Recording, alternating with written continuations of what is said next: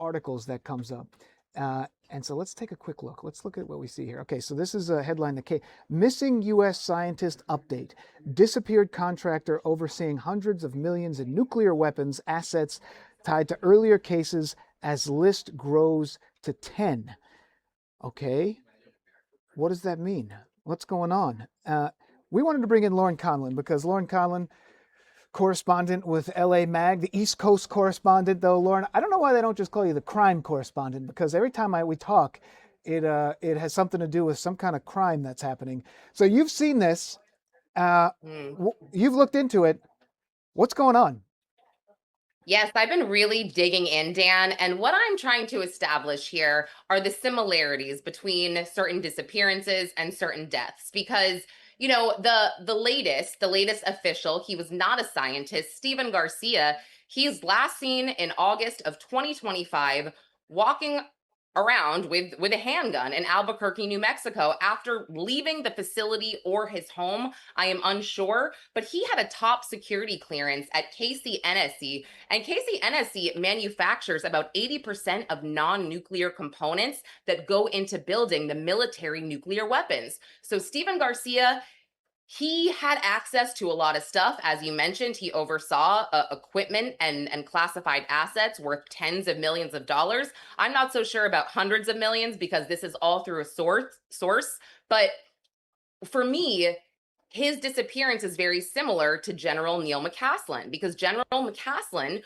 was last seen walking out of his uh, Albuquerque, New Mexico home. Lauren, And just pause at the there. Pause time, there. his wife Pause. wasn't sure if Pause there any for one guns were second. missing, Lauren, but pause there for authorities. 1 second. 1 second. Oh, sure. Because you mentioned that general. Can we bring up that video? Bring up that video that we made of the headlines that we put together. So if we scroll through here, there's a couple different publications who've been tracking this. Men's Journal, MSN. So let's go to the next one. The next headline that we see here. Go back one. That one right there. So this is from Newsweek. And they say Congressman, stay on it. Congressman calls for FBI help over missing general. So there's a congressman who's looking into exactly what you're talking about. So sort of some of these questions that have reached as high as U.S. Congress. So tell me a little bit about this general that you mentioned. Similar circumstances. You can't say that this is all, some kind of conspiracy to go after these scientists or whatever. But it's curious, and I think that's what's got a lot of people interested in what's going on. But anyway, talk about what we know about this general here. Yeah, I'm not necessarily saying it's a conspiracy, but I think that it's worth looking into from certain angles. General McCaslin was once stationed at Wright-Patterson in Ohio, and Wright-Patterson reportedly holds extraterrestrial debris from the Roswell crash of 1947. He had also had someone underneath him who was a rocket scientist, Monica Reza, who was working on, I believe she co-patented the Mondaloy. And I mean, she was also a genius, and she went missing months before him, also on foot.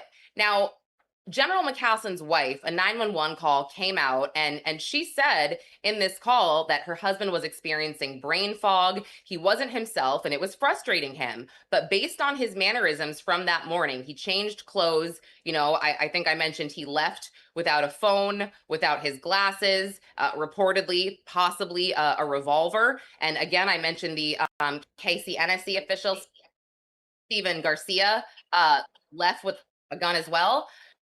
So, she Curious. had said It's maybe he curious. didn't want to be found. And so I'm not hinting that I think they were kidnapped and tortured for classified information. I'm just saying maybe we should take a bigger look at this when it comes to maybe their mental health. If you want to go that route about the government, you can go down that route. But with what Rhett Burchett is doing and Rhett Burleson, they are calling for more disclosure from Congress. There was a 325 congressional meeting where Rhett Burchett did not say this specifically, but he hinted that General McCaslin was talked about, and the FBI did join that search. Now, I reached out to Rhett Burleson's office last week to see if he had heard anything, to see if the White House was looking into this at all, and he didn't know. He didn't want to speculate out of respect for McCaslin's family, but it just seems like Congress is being very tight-lipped. Obviously, the military is being very tight-lipped. And I think it's a bigger conversation, Dan, because UAPs are not just alien spaceships. We're not talking about, Independence Day. We're actually talking about national security. We on a list that Rep. Anna Luna had sent to the Secretary of War demanding 46 UAP videos. She sent this, I believe it was March 31st, and it was due yesterday. We didn't get it. Apparently, it was lost in translation, but we are told we are going to get it. But why this is important is these UAPs on this list, they were allegedly seen over conflict zones like Iran, Syria. I mean, this is a matter of national defense. And in real time, we don't know if it's a drone. We don't know if it's an enemy. I mean, we're talking about the difference between our defense and a potential disaster. So transparency is important when it comes to that. And again, I'm not saying tell us that aliens are real, that emissaries are real. I think we can wait on that. I'm more concerned with the safety of Americans. And yeah, you hit on it there. Some have ties to aerospace, some have ties to defense funding. Some of it is more of like the advanced materials. And it's interesting what you said there, because these aren't, this general who we're talking about, and the first woman who you mentioned, Monica, they're one of at least 4, possibly 5, who are missing, who've vanished in some way, and they haven't found them. And then there's a list of others who've died. There was one who was shot at their house. Others that died. You look at the autopsy reports, and there's a few that say natural causes. But it's just so curious, baffling, suspicious to have them sort of clustered together in this way. I haven't seen autopsy reports that say natural causes. I've seen no autopsy reports, and that's for, I believe it was a NASA scientist, Michael David Hicks, as well as Frank Maywald. He was also a NASA JPL scientist. I mean, they're saying no autopsy, no cause of death.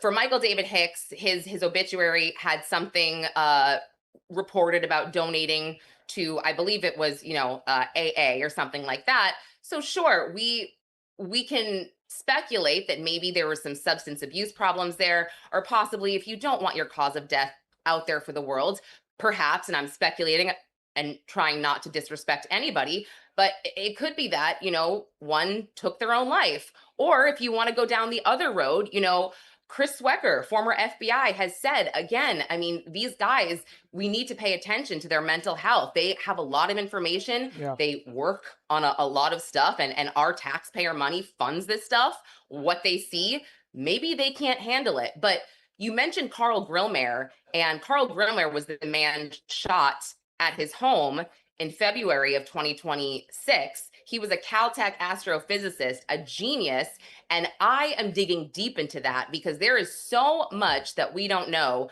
His alleged murderer has not even been arraigned yet, and reportedly, he was seen on Grillmair's property in December with a rifle, and Grillmair called police.